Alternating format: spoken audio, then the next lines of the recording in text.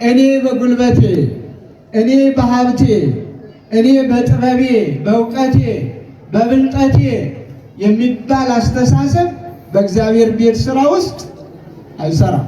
አምስት የእግዚአብሔርን ቤት የእኛንም ጎጆዎች መቀለስ አይቻልም።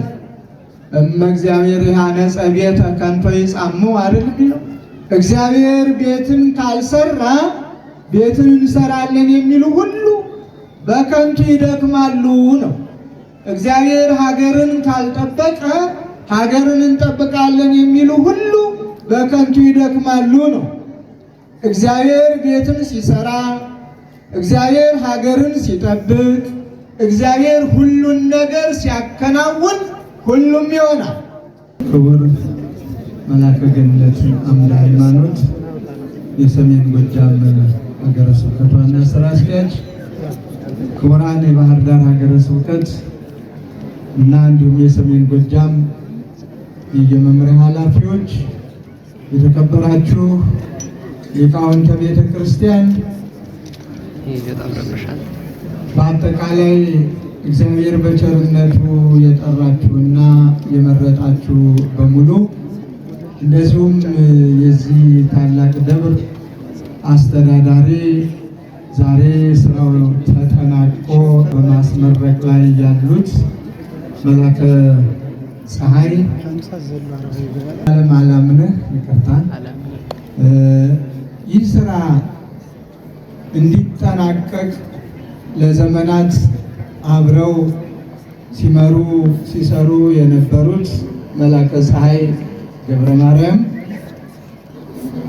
በአጠቃላይ በዚህ ስራ የወጣችሁ የወረዳችሁ የደከማችሁ ለእግዚአብሔር ቤት ተግታችሁ ነቅታችሁ ሙሉ ጊዜያችሁን መስዋዕት አድርጋችሁ የሰራችሁ የሰበካ ጉባኤ አባላት፣ የህንፃ አሰሪ ኮሚቴ አባላት በገንዘባችሁ፣ በጸሎታችሁ፣ በእውቀታችሁ፣ በሙያችሁ በአጠቃላይ እግዚአብሔር በሚያውቀው ሙሉ ጊዜያችሁንም አሁንም ለእግዚአብሔር ሰጥታችሁ ይህንን ቤተ መቅደስ የሰራችሁ ያነጻችሁ ያሳነጻችሁ በዚህ ዕለት ቅዳሴ ቤቱን ለማክበር ከሩቅም ከቅርብም የተሰበሰባችሁ አባቶቼና እናቶቼ፣ ወንድሞቼና እህቶቼ፣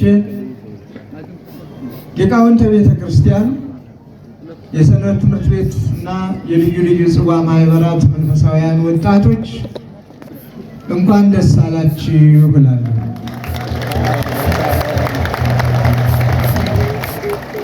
ደስታ በእጅ ሲይዙት ቀላል መሰለኝ። እንኳን ደስ አላችሁ።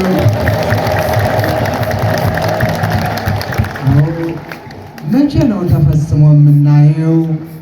እንደው ሳልሞት አየው ይሆን? የሽማግሌዎች አባቶቻችን፣ ባልቴቶች እናቶቻችን ምን አለ ሳንሞት ሳንጠራ እመቤታችን ከመቃረቢያ ወጥታ አዲሱ ቤተ መቅደስ ገብታ እኛም አመስግነን አይተን ብንጠራ እያላችሁ በመልካም ምኞት እግዚአብሔርን ስትለምኑት ስትማጸኑ በአቅማችሁ ሁሉ ስትረባረቡ የነበራችሁ በሙሉ አሁንም እንኳን ደስ አላችሁ፣ ደስ ይበላችሁ። ለሶስተኛ ጊዜ እንኳን ደስ አላችሁ፣ ደስ ይበላችሁ። እኔ እልልታውን በቃ አላልኩም። ጭብጨባውም እልልታውም ሞቅ ደመቅ ነው።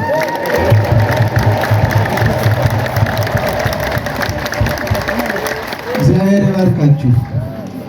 ዝም ብለን አይደለም። እልልታ መጽሐፍ ቅዱሳዊ ስለሆነ ብፁዕ ሕዝብ ዘየአምር የብህዋ አይደል? እልልታን የሚያውቅ ሕዝብ ብፁዕ ነው የተባለ፣ ቅዱስ ነው የተባለ፣ ልዩ ነው የተባለ እልልታን የሚያውቅ። ስለዚህ ለበጎ ነገር እልል የሚል ይሄ እግዚአብሔርን እያከበርን ነው። ከእናታችን ከቅድስተ ቅዱሳን ከድንግል ማርያም በረከትን እያገኘን ነው።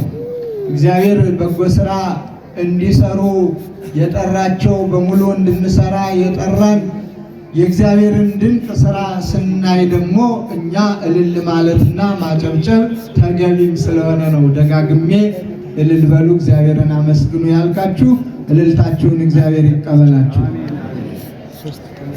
ክቡር መላከ ሰላም ኤፍሬም ሙሉ ዓለም የባህር ዳር ሀገረ ስብከት ዋና ስራ አስኪያጅ ዛሬ በገጠመኝ በመካከላችን አልተገኙም።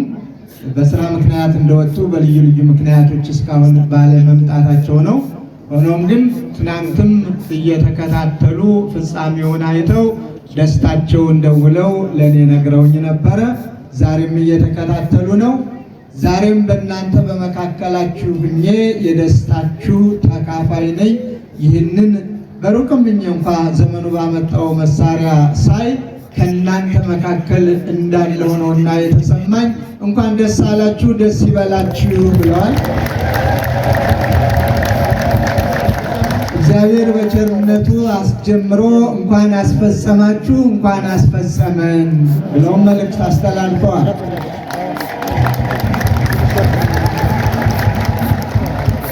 እኔ ብዙ ልላችሁ አልፈልግም፣ ማመስገን ነው የምፈልገው። በመጀመሪያ ይህ የማይጠፋ ስም፣ የማይጠፋ ክብር፣ ማንም ማን የማይነጥቀው፣ ማንም ማን የማይወስደው፣ ማንም ማን ታሪኩን ሊሰርዘው ሊደልዘው የማይችለውን ያለ እግዚአብሔር ፈቃድ ደግሞ ሊሰራ ሊታሰብ ሊደረግ የማይችለውን ይህንን እንድትሰሩ የፈቀደላችሁ በየመጠናችሁ በየአቅማችሁ በየስጦታችሁ ደስ ይበላችሁ። እኛም ደስ ብሎናልና እግዚአብሔር ይባርካችሁ እንላለን።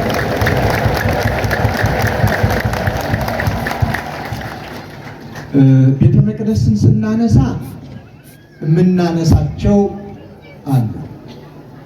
የመጀመሪያ የምናነሳው ስለ ቤተ መቅደስ ቅዱስ ዳዊትን ነው። ቅዱስ ዳዊት እንድናነሳው የሚያስገድደን መንፈሳዊ ቅናቱ ነው። እኔ ባማረ በተዋበ ከዝግባ በተሰራ በልዩ ቤት ተቀምጬ የእግዚአብሔር ማደሪያ ታቦተ ጽዮን እንዴት በድንኳን። ይህ መንፈሳዊ ቅናቱ የእግዚአብሔርን ቤት ለመስራት ቆርጦ መነሳቱን ነው። አማክሯል፣ ለመስራት ወስኗል። ባለ በሌለ ነገሩ ከሚመለከታቸው ከጎረቤት ሳይቀር የሚያስፈልገውን ነገር ሁሉ አሰባስቧል። ግን መንፈሳዊ ቅናት ይቅና እንጂ ለመስራት ይወስን እንጂ አልሰራም። ለምን? የእግዚአብሔርን ቤተ መቅደስ ለመስራት ገንዘብ ስላለው ብቻ አንድ ሰው ሊሰራ አይችልም። አቅም ስላለው ብቻ አንድ ሰው ሊያደርገው ሊያከናውን አይችልም። ጉልበት ስላለው ብቻ አንድ ሰው ወይም ብዙዎቹ ሊሰሩት አይችሉም። የማን ፈቃድ መኖር አለበት? አቤት፣ የእግዚአብሔር ፈቃድ። ይህን ቤተ መቅደስ በማን ፈቃድ ሰራችሁ? የሰራችሁ በሙሉ በእግዚአብሔር ፈቃድ ሰራችሁ። በእግዚአብሔር ፈቃድ ሰራን። በእግዚአብሔር ፈቃድ አከናወናችሁ፣ ተከናወነልን ነው የሚባለው። እኔ በጉልበቴ፣ እኔ በሀብቴ፣ እኔ በጥበቤ፣ በእውቀቴ፣ በብልጠቴ የሚባል አስተሳሰብ በእግዚአብሔር ቤት ስራ ውስጥ አይሰራም። እንኳንስ የእግዚአብሔርን ቤት የእኛንም ጎጆዎች መቀለስ አይቻልም።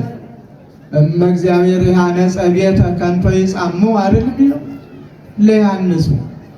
እግዚአብሔር ቤትን ካልሰራ ቤትን እንሰራለን የሚሉ ሁሉ በከንቱ ይደክማሉ ነው።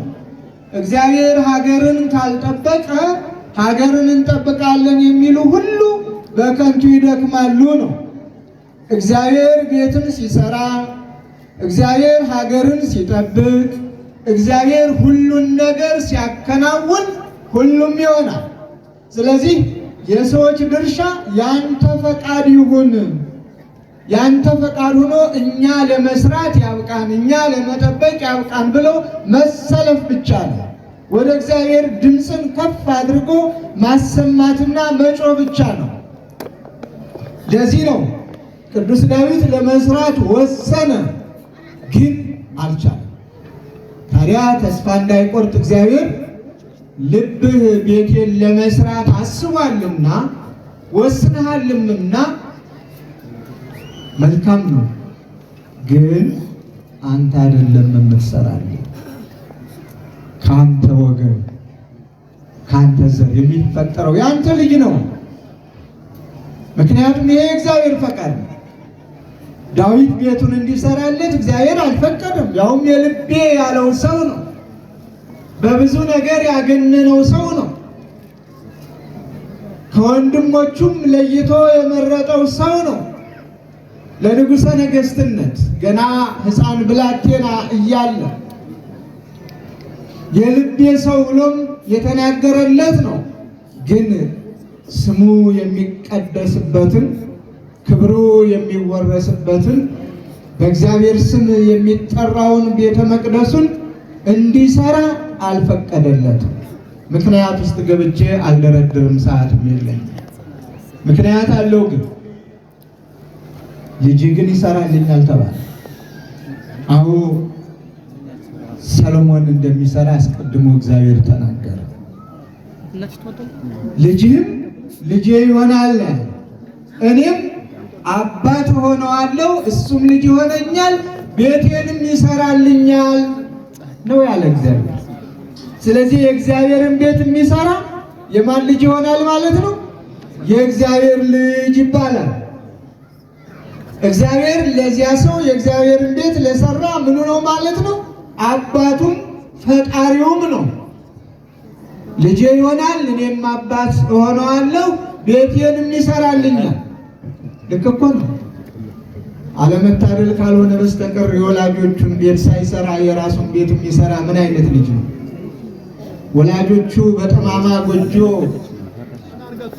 ክረምት ዝናቡ ከታች ጎርፉ ከላይ ፍሳሹ፣ በጋ በተመሳሳይ ፀሐዩ እየተፈራረቀባቸው ከዛሬ ነገ ወደቀች የምትባል ጎጆ ላይ ተቀምጠው እያለው እንደሌለው ራሱን አሽሽቶ ወይም ደግሞ ደብቆ የራሱን ቤት የሚሰራ ልጅ አባት በልጁ ሊኮራ አይችልም።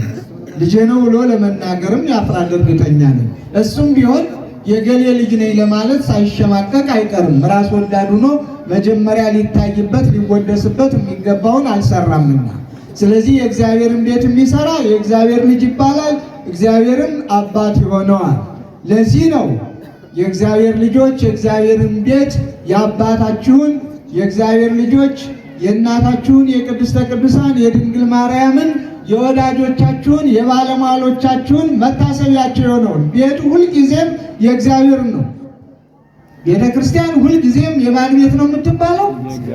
የእግዚአብሔር ቤት፣ እግዚአብሔር የሚቀደስባት የሚወደስባት። ከዚያ መታሰቢያነቱ የሚሰጠው ለማን ነው? ለቅዱሳኑ። ከቅድስተ ቅዱሳን ከድንግል ማርያም ጀምሮ መታሰቢያነቱ ስም አጠራሩ ደብረ ፀሐይ፣ ቅድስት ልደታ ለማርያም አይደልምን? ስም አጠራሩ ግን ቤተ እግዚአብሔር ነው። ይህንን መስራት የእግዚአብሔር ልጆች ድርሻ ነው ማለት ነው። ለዚህ ነው ዛሬ እንደ ሰሎሞን እግዚአብሔር ፈቅዶላችሁ ወጥታችሁ ወርዳችሁ ይህንን ልዩ ቤተ መቅደስ ለመስራት በመብቃታችሁ ደስ ብሎኛል። በበኩሌ እንኳን ደስ አላችሁ ብላለሁ።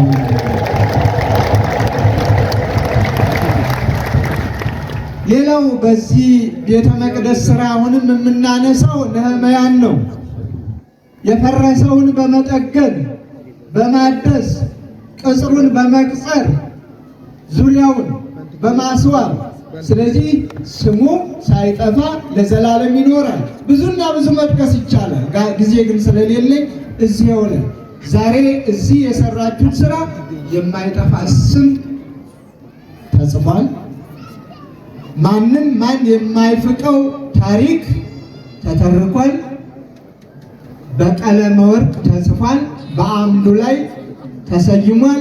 ስለዚህ ሁልጊዜ ይህንን ስራ የሰሩ የተባበሩ ያሰሩ ሁሉ ማንም ማን የማይነጥቃቸውን መልካም ስራ ሰርተዋል አሰርተዋልና በዚህ ደስ ሊላቸው ይገባል። ያላችሁትም በሙሉ ደስ ሊላችሁ ይገባል ማለት ነው።